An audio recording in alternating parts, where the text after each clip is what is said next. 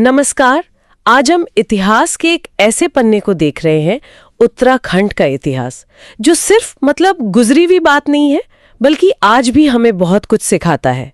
हम बात कर रहे हैं कूली बेगार प्रथा की और उसके खिलाफ हुए उस अनोखे आंदोलन की, वही आंदोलन जिसे महात्मा गांधी ने रक्तहीन क्रांति कहा था। बिल्कुल। हमारे पास इसके लिए जो जानकारी है वो शेखर पाठक जी की जो बहुत मशहूर किताब है कूली बेगार, उसके अंशों से और दूसरे कई ऐतिहासिक दस्तावेजों से ली गई है जी। तो इन्हीं के सहारे हम कोशिश करेंगे कि इस पूरी कहानी की तह तक जाएं, उसे समझें। मकसद बिल्कुल साफ है। पहले तो ये समझना कि ये कूली बेगार प्रथा थी क्या असल में, कैसे इसने लोगों की जिंदगी मुश्किल कर दी थी, और सबसे अहम बात ये जानना कि कैसे बिना किसी हथियार के सिर्फ अपनी एकता और इरादे के दम पर लोगों ने इसे खत्म कर दिया। सोचिए जरा, वो जमाना, ब्रिटिश राज का पूरा दबदबा और पहाड़ के सीधे साधे लोग, कैसे उन्होंने इतनी बड़ी ताकत को झुका दिया। चलिए इसी दिलचस्प कहानी को परत दर परत खोलते हैं। तो सबसे पहले यही समझना जरूरी है कि ये कुली बेगार ये था क्या। शब्द सुनने में ही लगता है कि कुछ शोषण जैसा है। बिल्कुल, आपने सही कहा, शब्द ही काफी है। ये ब्रिटिश शासन के टाइम पे उत्तराखंड में, खासकर कुमाऊं और गढ़वाल इलाके में, एक तरह से जबरदस्ती काम लेने का सिस्टम था। और जो हमारे पास स्रोत हैं वो बताते हैं कि ये सिर्फ एक तरह का शोषण नहीं था। इसके 3 मुख्य रूप थे। 3? अच्छा। हाँ, 3 तरीके थे जिनसे आम लोगों पर यह बोझ पड़ता था।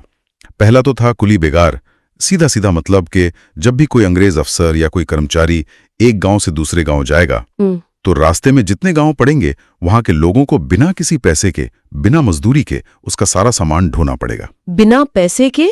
हाँ, बिना किसी भुगतान के। चाहे मौसम खराब हो, चाहे वो आदमी बीमार हो या उसका अपना कोई जरूरी काम हो, उसे बेगार करनी ही पड़ती थी। ओह, और दूसरा था कुली उतार। इसमें क्या था कि अंग्रेज अफसरों का अपना सामान या सरकारी डाक वगैरह उठाने के अलावा, जैसे सड़कें बन रही हैं या उनकी मरम्मत हो रही है, हाँ, तो उन कामों के लिए भी लोगों को जबरदस्ती पकड़कर ले जाते थे। हाँ, ये जरूर था कि कागजों में इसके लिए कुछ न्यूनतम मजदूरी तय थी। अच्छा, इसमें पैसे थे? हाँ, कागज पर तो थे पर स्रोत यही बताते हैं कि वो मजदूरी या तो मिलती ही नहीं थी या फिर बहुत देर से और बहुत कम मिलती थी। हाँ। तो वो एक तरह से नाम का ही प्रावधान था। समझ गया। और तीसरा? आपने कहा 3 थे। हाँ, तीसरा जो था वो शायद सबसे ज्यादा अपमानजनक था लोगों के लिए। वो था कुली बर्दायश। बर्दायश? जी। इसके तहत मान लीजिए कोई ब्रिटिश अफसर या उसका पूरा दल किसी गांव में दौरे पर आया या रात रुक गया, तो गांव वालों की जिम्मेदारी थी कि उसके लिए और उसके पूरे लाव लश्कर के लिए, घोड़े, साथ वाले कर्मचारी, सबके लिए खाने पीने का सारा इंतजाम करें, और वो भी मुफ्त में। मुफ्त में? क्या क्या देना पड़ता था? सब कुछ। अनाज, दूध, घी, सब्जी, जलाने की लकड़ी, घोड़ों के लिए घास, बर्तन, जो भी जरूरत हो वो गांव वालों को ही देना पड़ता था। सोचिए, अपनी मेहनत की कमाई से उन्हें उन अफसरों का पेट भरना पड़ता था जो उन पर हुकूमत कर रहे थे। अरे बाप रे! यानी सिर्फ सामान नहीं ढोना, बल्कि अंग्रेजों के पूरे दौरे का खर्च, उनका रहना खाना, सब कुछ आम लोगों के मत्थे, वो भी बिना किसी पैसे या अधिकार के। ये तो चौतरफा शोषण हो गया। बिल्कुल, चौतरफा शोषण ही था। पर क्या इसे कोई कानूनी शक्ल भी दी गई थी? इसे लागू कैसे करते थे वो लोग? हाँ, यही तो सबसे दुखद बात थी। ये जो सरासर नाइंसाफी थी, इसे ब्रिटिश सरकार ने बाकायदा कानूनी जामा पहना रखा था। अच्छा। हाँ, सिस्टम ये था कि हर गांव का जो मुखिया होता था, जिसे प्रधान या प्रधान कहते थे जी, तो ऊपर से तहसीलदार या पटवारी से प्रधान को हुक्म आता था, और प्रधान फिर उस रजिस्टर के हिसाब से बारी बारी से लोगों को बेगार के लिए या बर्दाइश के लिए भेजता था। और अगर कोई मना कर दे तो सजा का प्रावधान था, जुर्माना हो सकता था या दूसरी कोई सजा। और जैसा कि अक्सर ऐसी व्यवस्थाओं में होता है, इसका गलत इस्तेमाल भी खूब होता था। गांव के प्रधान या जो थोड़े असरदार जमींदार थे, पटवारी थे, वो लोग अपनी ताकत का इस्तेमाल करते थे। कैसे? अपने खास लोगों को, अपने चहेतों को बचा लिया बेगार से, और जो उनके विरोधी थे या जो गरीब थे, कमजोर थे, उनको जानबूझकर ज्यादा बार भेज दिया। ओह! तो इससे ये प्रथा सिर्फ शारीरिक कष्ट ही नहीं देती थी, ये बहुत अपमानजनक भी थी। लोगों के आत्मसम्मान को रोज चोट पहुंचती थी इससे। जाहिर है, इस जबरदस्ती से, इस रोज के अपमान से, शोषण से लोगों में गुस्सा तो उबल रहा होगा।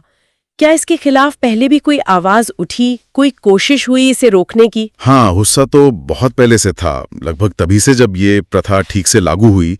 ये सिर्फ मेहनत का सवाल नहीं था, ये लोगों की इज्जत का, उनकी खुददारी का सवाल बन गया था।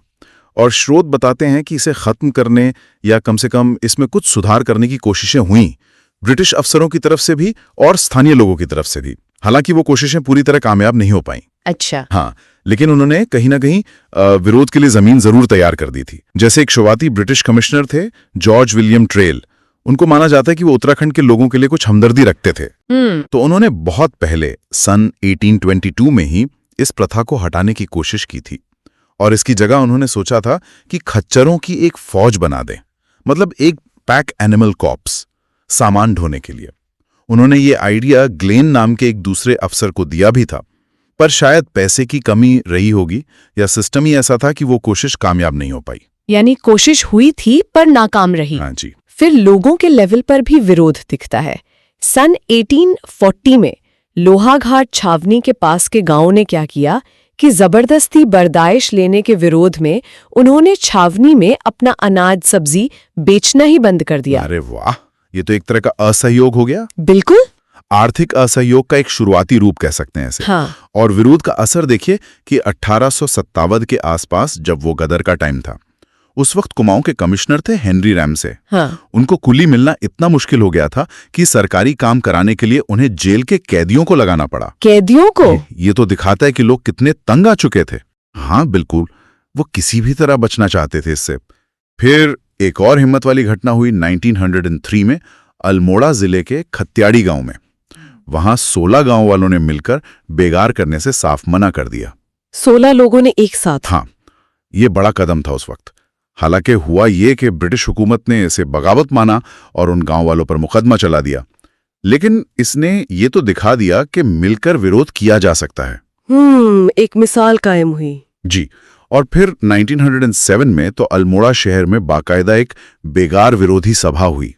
संगठित तरीके से इस मुद्दे को उठाने की कोशिश शुरू हो गई थी। तो चिंगारियां सुलग रही थीं, अलग अलग जगहों पर, अलग अलग शक्ल में। भले ही वो तुरंत कामयाब न हुई हों, पर यह पता चलता है कि लोग चुप नहीं बैठे थे, अंदर ही अंदर कुछ पक रहा था। हाँ बिल्कुल। इसी माहौल में क्या कोई ऐसा संगठित प्रयास भी हुआ जिससे इस शोषण को थोड़ा कम किया जा सके? जैसे वो कुली एजेंसी का जिक्र आता है, उसका क्या रोल था?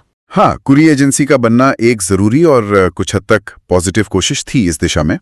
इसका आइडिया सबसे पहले दिया था गढ़वाल समाचार के एडिटर थे पंडित गिरिजा दत्त नैथानी। ओके। लेकिन इसे असल में शुरू किया पौड़ी गढ़वाल के उस वक्त के तहसीलदार जोत सिंह नेगी ने।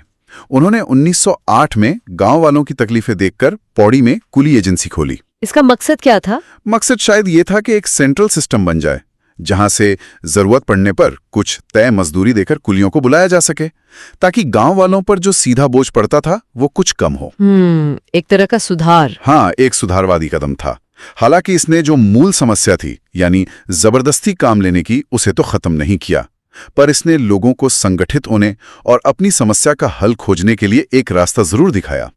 और देखिए, सिस्टम के अंदर से भी आवाजें उठ रही थीं। जैसे स्रोत बताते हैं कि 1916 में कुमाऊं के कमिश्नर थे पर्सी विंडम। वो पर्सनली इस प्रथा के बहुत खिलाफ थे। अच्छा, कमिश्नर खुद? हाँ, लेकिन दिक्कत ये थी कि ये समस्या इतनी गहरी जड़ें जमा चुकी थी, पूरे सिस्टम का हिस्सा बन गई थी, कि किसी एक अफसर के चाहने से खत्म नहीं हो सकती थी। इसके लिए जरूरत थी एक बड़े जन आंदोलन की। और वही हुआ फिर सन 1921 में बागेश्वर का वो उत्तरायणी मेला। यहां से कहानी बिल्कुल पलट गई है ना? ऐसा लगता है जैसे बरसों का दबा हुआ लावा फूटने को तैयार था। बिल्कुल। 1921 का जो बागेश्वर आंदोलन था, वो पल था जब उत्तराखंड में कुली बेगार के खिलाफ लड़ाई अपने चरम पर पहुंची। और इसकी तैयारी हुई थी कुमाऊं परिषद के दिसंबर 1920 के काशीपुर अधिवेशन में। कुमाऊं परिषद? हाँ, ये उस वक्त इलाके का सबसे बड़ा सामाजिक राजनीतिक संगठन था। इसमें बद्रीदत्त पांडे, हरगोविंद पंत, गोविंद बल्लभ पंत जैसे बड़े नेता शामिल थे। ओके। तो काशीपुर अधिवेशन में बद्रीदत्त पांडे ने प्रस्ताव रखा और ये तय हुआ कि अगले महीने यानी जनवरी 1921 में बागेश्वर में जो उत्तरायणी मेला लगता है, हाँ, वो तो बहुत मशहूर मेला है। बिल्कुल, तो उस मेले का इस्तेमाल किया जाए बेगार प्रथा के खिलाफ लोगों को जगाने के लिए और एक निर्णायक कार्रवाई करने के लिए। ये बहुत सोची समझी रणनीति थी। क्यों मेले को ही क्यों चुना? क्योंकि उत्तरायणी मेला सिर्फ पूजा पाठ या खरीद फरोख्त की जगह नहीं थी। वहां पूरे कुमाऊं और गढ़वाल के दूर दूर के गांवों से हजारों लोग आते थे। तो अपनी बात एक साथ इतने सारे लोगों तक पहुंचाने का इससे अच्छा मौका नहीं हो सकता था। सही बात है। तो प्लान के मुताबिक बद्रीदत्त पांडे, हरगोविंद पंत, चिरंजी लाल शाह और कुमाऊं परिषद के करीब 50 और बड़े कार्यकर्ता वो नागपुर कांग्रेस से लौटकर सीधे जनवरी की शुरुआत में ही बागेश्वर पहुंच गए। और पहुंचते ही उन्होंने मेले में जो लोग आ रहे थे उनके बीच बेगार के खिलाफ प्रचार करना, माहौल बनाना शुरू कर दिया। तो वहां पहुंचकर उन्होंने क्या किया? प्रशासन को पता चला मेले में कैसा माहौल था उस वक्त? कार्यकर्ताओं ने पूरे मेले में घूम घूम कर लोगों को समझाया, पर्चे बांटे, छोटी छोटी मीटिंग्स की। फिर 12 जनवरी को मेले के बीचों बीच एक बहुत बड़ा जुलूस निकाला गया। जुलूस? हाँ, हजारों लोग थे उसमें और जोर जोर से नारे लगा रहे थे, कुली बेगार बंद करो। ये तो सीधी चुनौती थी प्रशासन को। जुलूस के बाद सरयू और गोमती नदी का जो संगम है, सरयू बगड़, वहां एक बहुत बड़ी सभा हुई। अंदाजा है कि 10,000 से भी ज्यादा लोग थे। माहौल में बहुत जोश था, एक संकल्प दिख रहा था। और प्रशासन, अंग्रेज अफसर? हाँ, वो भी थे वहां।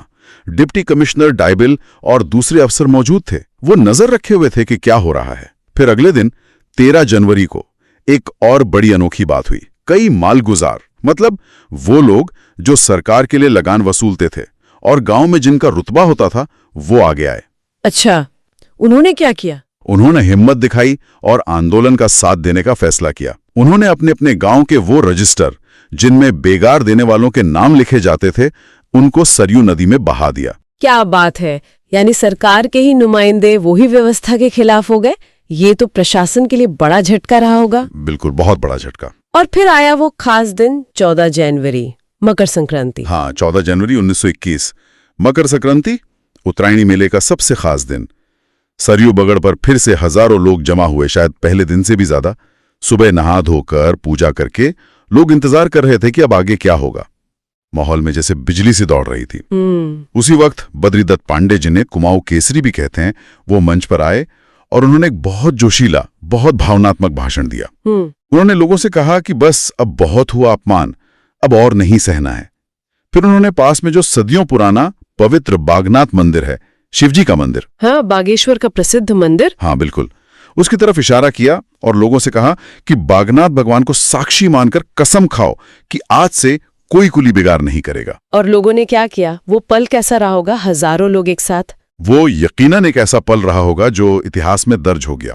बद्रीदत्त पांडे की अपील पर उन हजारों लोगों ने एक साथ, एक आवाज में, पूरे संकल्प के साथ कसम खाई, हम कुली नहीं बनेंगे, हम कुली नहीं बनेंगे। हाँ, ये सिर्फ 3 शब्द नहीं थे। ये सदियों का जो शोषण था, अपमान था, लाचारी थी, उसके खिलाफ लोगों की सामूहिक आवाज थी। उनकी आजादी का ऐलान था ये। और कसम खाते ही जैसे कोई बांध टूट गया हो। लोगों में इतना जोश और गुस्सा था कि उन्होंने अपने अपने गांव से जो भी बेगार के रजिस्टर लाए थे उनको फाड़ना शुरू कर दिया और उनके टुकड़े सरयू नदी की धारा में बहा दिए। वाह!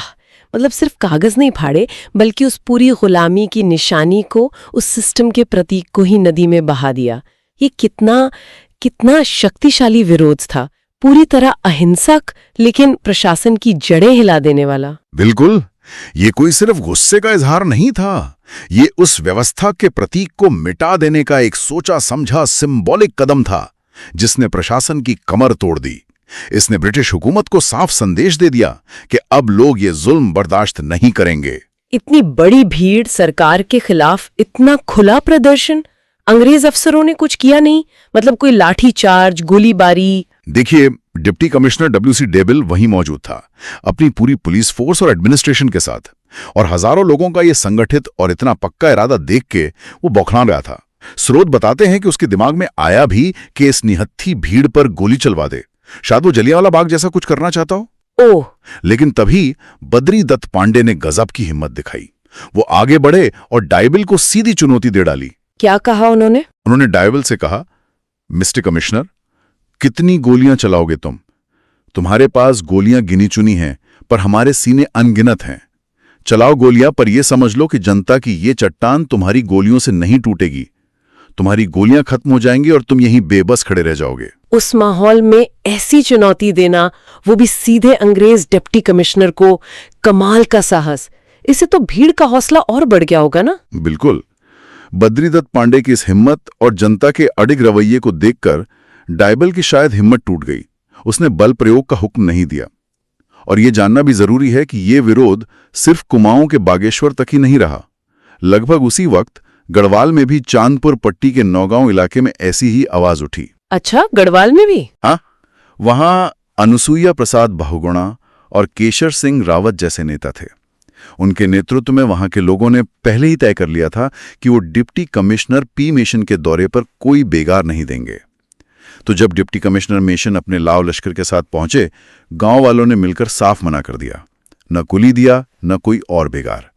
नतीजा ये हुआ कि डिप्टी कमिश्नर का सारा सामान रास्ते में पड़ा रह गया और उन्हें बेइज्जत होकर बिना बेगार की आगे जाना पड़ा। यानी बागेश्वर की जो आग थी वो गढ़वाल तक पहुंच चुकी थी।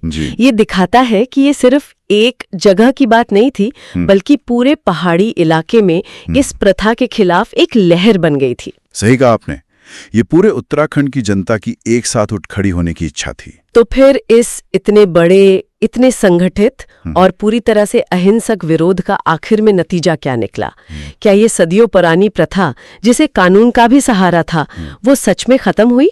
हाँ, इसका असर बहुत जबरदस्त हुआ और निर्णायक हुआ। बागेश्वर की घटना और गढ़वाल और दूसरी जगहों पर जो विरोध हुआ, उसने ब्रिटिश सरकार पर इतना ज्यादा नैतिक और राजनीतिक दबाव बना दिया कि आखिरकार उन्हें झुकना ही पड़ा। अच्छा। हाँ, जनता की वो एकता, उनका वो अहिंसक लेकिन मजबूत इरादा, उसके सामने अंग्रेजी हुकूमत बेबस हो गई। और कुछ ही वक्त बाद सरकार को ऑफिशियली ये घोषणा करनी पड़ी कि कुली बेगार, कुली उतार और कुली बर्दाश्ती की ये नाइंसाफी भरी प्रथा अब खत्म की जाती है। ये तो बहुत बड़ी जीत थी। हाँ, उस जमाने के हिसाब से सोचें तो बिना एक गोली चले, बिना खून का एक कतरा बहे, ये एक बहुत बड़ी ऐतिहासिक जीत थी। इसने साबित कर दिया कि अहिंसा में कितनी ताकत है। तभी महात्मा गांधी ने इसे रक्तहीन क्रांति कहा था, ब्लडलेस रेवोल्यूशन।